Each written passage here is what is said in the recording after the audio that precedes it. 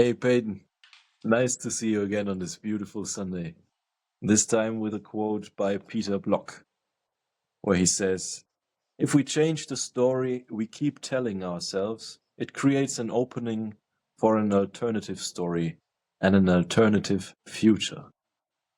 Let that marinate a little bit, and then please share your thoughts and your ideas on that quote. Good afternoon. Great to be back and wonderful quote.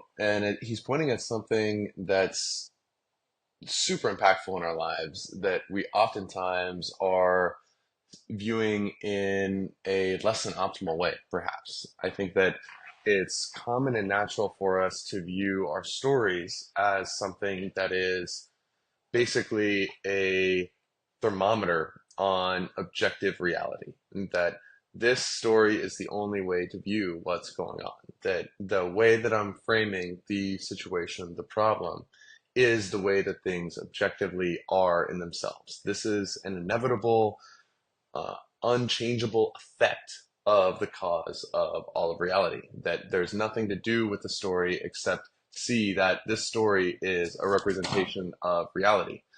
And we oftentimes underestimate causal uh, the causal impact that our stories have over the power that we have over the external world, what we can do with what's within our control. So we assume that this story is given to me, it's forced on me, it's objective, and we underestimate the impact that the story will have on our ability to operate in the world.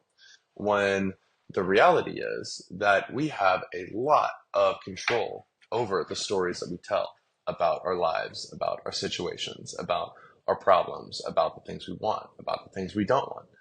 And the way that we tell this story about our life, that we can tell in multiple ways, will actually have a really big impact on our power over what's within our control in our life. So, one good example that is intertwined with this is the concept of the growth mindset versus the fixed mindset. And the growth mindset is a story fundamentally that we tell ourselves about the challenges that we face in our life.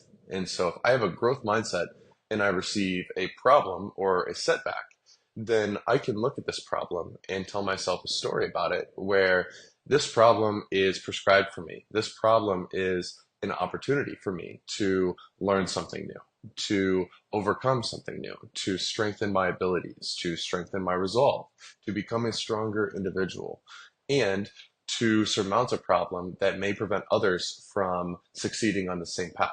This problem may be an element of the moat that I have in my business, or a part of opening up new opportunities where I may be able to do things that are uncommon to be able to do, and thereby an opportunity.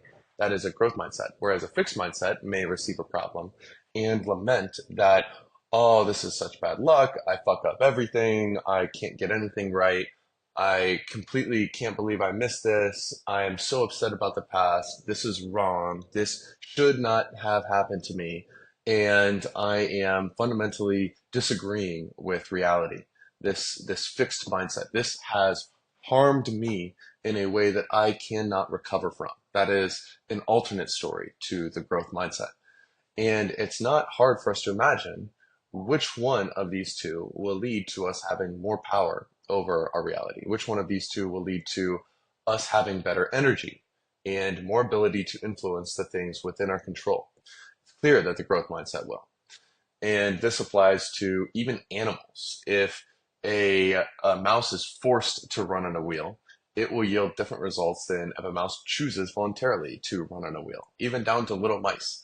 And this also applies to tons of forms of pain exposure in our life, whether we go into it or whether it's kind of thrust upon us. We can tell ourselves a different story about what this challenge means for us in our life. And if we can tell ourselves a story that empowers us, then we will have a greater ability to navigate the inevitable challenges and issues that arise to us. And this is at least one form of the way that we can influence our stories and thereby influence our own mind and our ability to operate or lead or have good judgment or have good energy in what we need to do. How do you think about stories and the way that we can shape them and what that might mean for us? Yeah, man, thank you for sharing. It's true that if you tell yourself certain kinds of story because of your set of beliefs, your mindset is fixed, then you tend to tell you stories about, okay, this doesn't change and I don't have any influence over this situation. You tell yourself stories about, okay, I did something wrong, so maybe I'm not such a good person or whatsoever.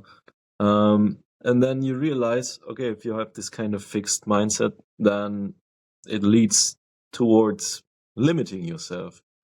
It leads towards robbing yourself your own power you could have had if you would change the set of stories you would tell yourself. And this is very luring because it's so easy. If you just react to things, it is so easy to fall into this mindset of, okay, just happened to me. I cannot change anything about it. I cannot act. I cannot ask for skipping the line a little bit because I went to the wrong line and now I have to go all the way back. But if you believe that, okay, the rule is I have to go back in line. But a growth mindset is, okay, I stood in line and now I'm asking the person next to me whether I can rejoin the other line because I mistook the line for the wrong line. So limiting yourself through the narratives you tell yourself will also have an influence on your future, because what is a limiting belief? It limits the possibilities you got in your head for doing certain kinds of things. So you limit, there's just a wall, you walk against it, but it's not a real wall, but it's real because in effect it is real because you believe it is real. So the effect of your belief becomes real. The effect of your beliefs will become reality uh, in one way or the other. So the other way is open up the possibilities, open up the set of things you haven't even thought about it, of rooms or possibilities out there to be explored. And some of them will fit your personality and your characteristic and your character. But from every decision you make, there is a tree of possibilities emerging. Like, uh, like you could do literally anything you want, but at some point you have to decide and do something. But if you don't believe that you could do anything, you don't believe that you could do anything, so you don't do anything. You just do the thing other person or society tells you to do. So regardless of the state you are in, the narrative you tell yourself will either be limiting or empowering, and will be either the fixed mindset stories or the growth mindset stories. So it's not fixed as well. So I always have a growth mindset. Doesn't apply to me neither. But I try to grow into becoming more of a person who has a growth mindset in multiple areas of life.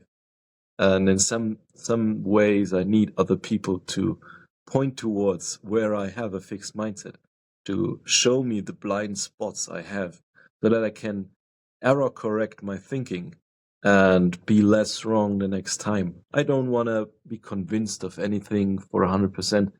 I just want to be less wrong over time and do less and less errors and behave in a way that is less and less likely causing any negative outcomes in the long run.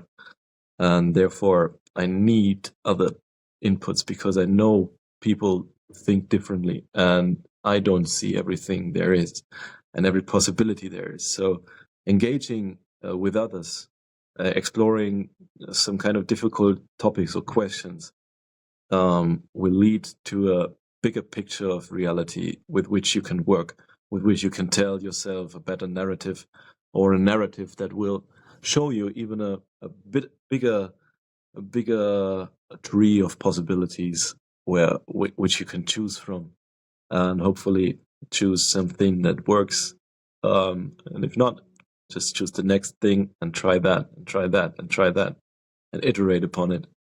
And yeah, what kind of stories of comfort or stories of courage do you tell yourself sometimes? And how do you know when it's too comfortable of a story and it needs to shift the narrative towards a more courageous one? Peyton. Great question. Yeah. I I'm going through some of this on my own at the moment with just my regular business life and the challenges and setbacks that I've faced in one of my businesses where I tried and did not succeed at a few plans to solve a problem during the last 6 months, something like that. And so I've seen kind of firsthand how the different stories that emerge about this have been empowering, some of them, or disempowering, some of them. And I've noticed that there's a dance with this. I cannot just lock down a positive story about this when the situation is really, really challenging and just have it stick. And maybe if I try to force a positive story to just stay in line all of the time, then I'm effectively becoming an ostrich just bearing his head instead of really looking clearly at the situation. And so there's a lot of golden mean with all of this where we don't want to just shout over our current experience with, oh, it's all good, it's all good, it's all good, it's all good, it's all good, it's all good, it's all good. But at the same time, we don't want to tell ourselves a story that just leaves us completely disempowered in the fetal position of fear and anxiety and frustration and anger and wasting all of our energy being consumed by those negative emotions over things that are outside of our control rather than recognizing what's within our control and the fundamental anti-fragility that we hold in our position or we're capable of having in our position and the ways that these challenges and setbacks can ultimately be for our benefit in the end by perhaps looking at the ways that that has been true in the past. So for example, it is possible to look at a few past failures or a couple recent failed attempts to do something and tell myself a story about fuck, nothing I do works. This is this big doom thing. Everything's going to fail. I'm going to have blah, blah, blah. I'm so mad about this and that. It will look like this and that. And get myself wrapped up around fear and contraction and aversion over reality. And a lot of times these stories that are disempowering focus things on a the past, so things that have already occurred, and because they have already occurred, they are completely unnegotiable, non-negotiable, outside of my control. So it's just resisting and frustrating and wishing things were different than they actually were, which never works. It only robs us of our energy. Or a disempowering story can focus a sharp spotlight on ourselves. And this can be a story of self judgment.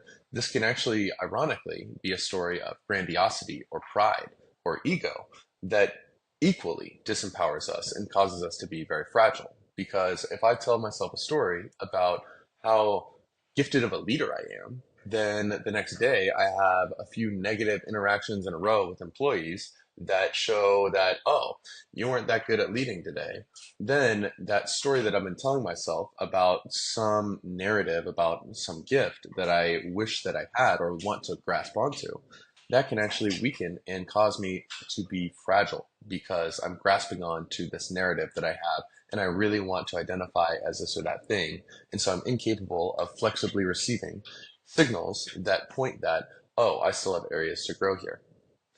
On the other hand, a story that can be very useful in situations like this can be a story of resilience, a story that, hey, I have been in situations that are way harder than this before, where I've faced way more uphill battles, where I've had larger issues to deal with, that had more things stacked against me, and I had more negative stuff going on in my personal life, and I had less of a support network, and yet I still made it through that. And I can see that I was way more scared then or way more frustrated then than I am now, but it worked out very well.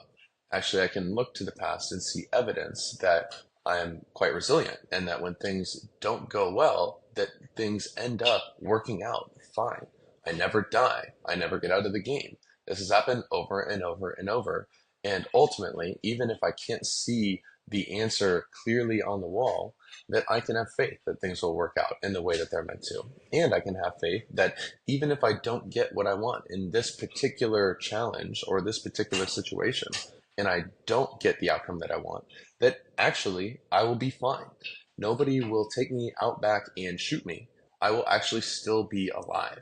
I will still have friends. I will still have interests. I will still have books. I will still have food. I will still have a roof over my head. That none of these things are nearly as consequential to my day to day present experience as they tend to seem to me. And mostly, these fears exist within a narrative, within the future, within this story about how this thing or that thing is really good or really bad, and I really need this or I really need not to have this. And the extra weight that we tend to put on the course of events via talking to ourselves about them in our heads. And so these stories are ever present. We're always going to be thinking this and that. There's this thought machine in our brain that doesn't have an off switch. And some days it's going to say useful shit. Some moments it's going to say not useful shit. And these things are ultimately just thoughts. Thoughts are not reality. When we look for thoughts, when we look to thoughts, we can see that they're kind of wispy daydreams that are covering up our present experience, and they don't have to actually reach into our senses and grab us and throttle us and whip us around. In fact, we can think different things. Our thoughts absolutely affect our mood, but they absolutely don't reflect objective reality in itself. Objective reality in itself is not a real thing. This is all subjective. We are having an experience and talking to ourselves about it. We can shift the way that we talk to ourselves about it and give us far more power to deal with the situation. And other empowering stories besides just the fact that, hey, I've survived these things before, I'll survive these things again, I can have faith. If things go bad, it's really not the end of the world. And I also should be focusing my energy and effort on the present and flowing within it. There are things that I can do today. There are things that I can do this moment. There are things that I can do this week that absolutely will move things in the right direction. I can see that last week I did my best, and the week before I did my best, and I could feel good about the fact that I'm doing what's within my control within the situations. And this reframe about, hey, past is past, non-negotiable, present's right here. I can focus my energy on the present and not let it get siphoned away by these negative emotions and sense of contraction. That will give me far more power to do what's within my control right now. And I can use that in order to have clearer judgment about the ways forward and to allocate my time, energy, and attention in the wisest way that I'm capable of. And this ultimately will empower us to navigate challenging circumstances with far more energy and power. And that's ultimately what our stories can provide, either in this direction or in this direction. They're negotiable and they're extremely impactful to the way that we are able to flow through our activities and navigate the world, especially in moments of challenge. How do you think about stories and the ways that they affect these abilities or other aspects of this? Yeah, great hint that stories are negotiable. And it's so easy as to put different words into your mouth instead of the words you usually use. You can also shift your kind of state which you are in through telling yourself a different story. So if every transformation or everything you go through or every thought you have is some kind of story or connected to a story and makes up your life, then you also can change your life in an instant through changing your story. And this, yeah, stop telling yourself stories of guilt and shame is basically a way where you can instantly change your life for the better through leaving out stuff that is unnecessary. If you tell yourself you're a victim of circumstances, you rob yourself of power. Just stop that, and you will change your life in an instant. If you are no longer a victim, you have agency. And if you have agency, you can change things. You don't have to accept everything as it is. But to deal with the things as they are, you have to accept them as they come and then deal with them as they are and not try to negate them or over flower them or whatever. Like, just look reality in the eye. But reality never presents itself as reality to you, because we have a filter system in our head which is conditioned towards leaning towards certain kinds of stories.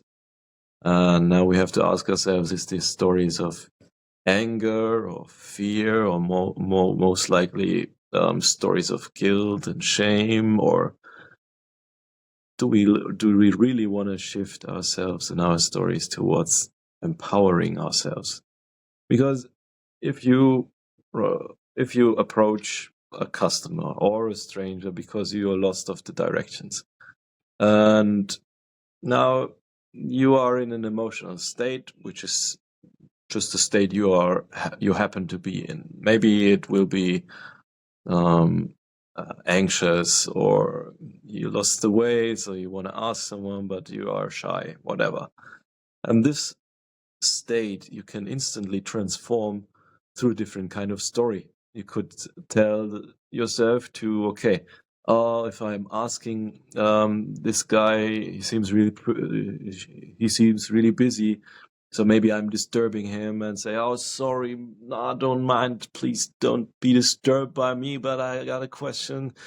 This projects a whole different energy than, okay, let's share my energy with this guy here and asking him, okay, where the direction is, so he can feel like one who knows where directions are, and he can feel like the wise kind of mentor guy or Yoda, or even, and you can change the energy through telling yourself different stories.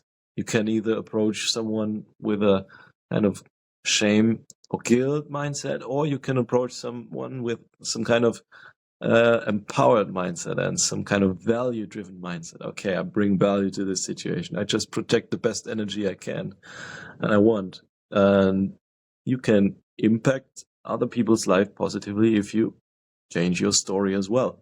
If you project positivity in the world, if you project empowerment into the world and feel yourself more confident, you will inspire people as well. And the same the other way around. The way you approach the world, it will reflect back towards you, because somehow the world presents itself as a mirror for your own energy. But change your energy, change your story. And first of all, stop telling yourselves stories of limitation, that you can't do something. Stop it. And maybe there is room for stories where you think you are empowered after telling yourself, yeah, you may be worth it, you can do it, you have value to bring. And these kinds of stories are more empowering, and therefore providing a better alternative future, or an alternative story as well. What do you think about that, or any last add-ons? Yeah, it's so evident in paying attention to our own minds, how we evolved from foraging, hunter-gathering humans that literally died if they got ostracized from their group of 50. They hung around with 50 to 100 other humans, 50 to 150 maybe. They hunted, they gathered, they lived communally, and if you got ostracized from your group, you literally died. And so our brains are hardwired and genetically predisposed to fearing social ostracization, like it is literally life or death.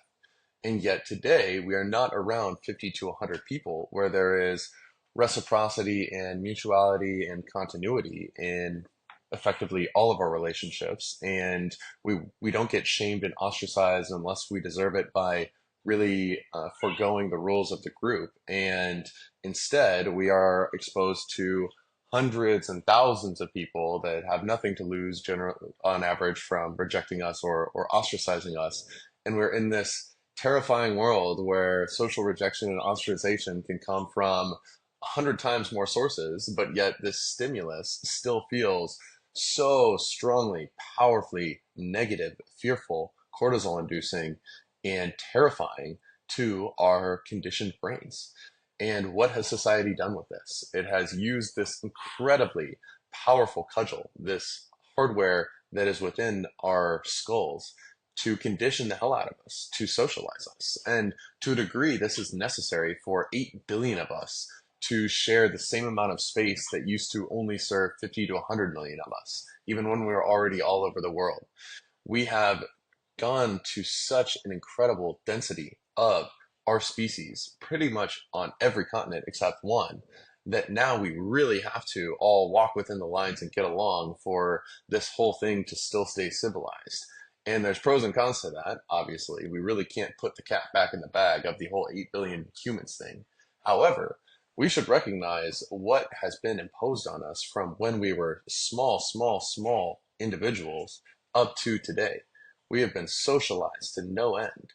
We have had the judgment of culture and society so internalized into our mind that we are riddled with fear of shame and guilt over countless things. We have an audience syndrome and a spotlight syndrome and a fear, a really intense, palpable, deep fear over feeling shame or guilt in the eyes of others. And we are far more sensitive to this than we're generally served by being.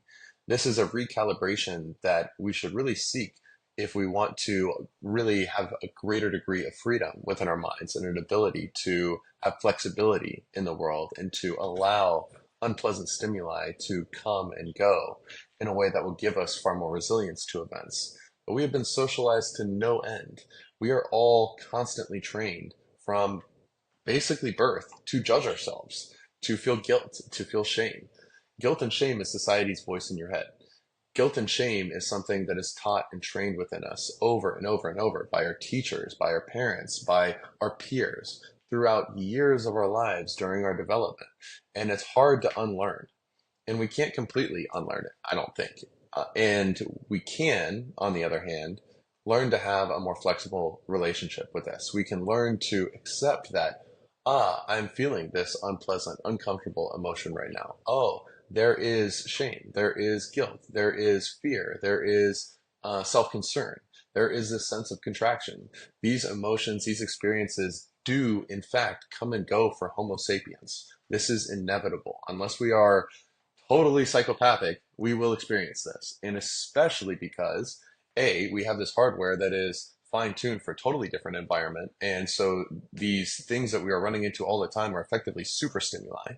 And that society, the education system, and our religions and our parents and our peers have used this against us for most of our lives to hyper train us to be super fixated on these emotions and way more neurotic than we are served by being.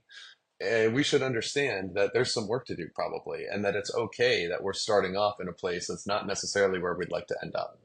And these stories in our heads, these stories that society has put in our heads, they can have so much power over us. But fortunately, we can do a lot about these stories, and we can learn to sit with the discomfort of some of these negative feelings and emotions and realize that, oh, I'm feeling this. I'm not dead. I'm not in the process of dying. This cortisol response in my mind is not calibrated to the reality in which I find myself. There's a desensitization that we can experience with this if we can have the courage to face these feelings, to lean into these feelings, to accept these feelings, to allow these things to flow through us, and to recognize the ways that our thoughts and our stories in our heads are mutually shaping what it is like to be us, our experience of reality, and the things that we can do within it. And so this is a big project. All of us are going to be dancing this dance for our whole lives, and there's a lot of opportunity to get better and better at it. And if we do, we can have a much greater power to be resilient and to face a totally wide sea of events and stimuli that we'll inevitably face in our lives. So big challenge, big opportunity, but a wonderful reminder for me, especially as I'm seeing and feeling the cause and effect of various stories within my own mind, in my own circumstances in life. And this is an area that I absolutely have room for further integration and improvement, and it's a wonderful opportunity. Any closing thoughts from you, my man? Um, you mentioned that guilt is and shame is society's voice in our head, as well a means to control our actions and deeds so that we don't fall off um, the the kit of society. You know, the habits or the merits the people have in a certain kind of group. May it be 150 people, yeah, and yeah, just imagine being controlled by another one because you have anger or fear or guilt or shame, um, as opposed to feeling peaceful and not being easily triggered by some topics or some images of people you think are bad or whatever. And that gives you a lot of power back you have within your life. So we are all human and we make mistakes, but if we employ a means of error correction to really hone our thinking, then we also can change our life in an instant through changing the story we tell ourselves. With that, may we change our life within a minute and tell ourselves stories which empower us and leave us in a better position to grow better and tell even better stories and hone them to perfection. Whatever perfection is iterating upon a certain thing and getting better. It's a process. Agreed. May we embrace discomfort, may we embrace growth, and let's become gardeners of our own thoughts and the ways that they affect our ability to act in the world. I love Thank you, my that. friend. Pleasure as always. I will Thank see you you. next week. See you.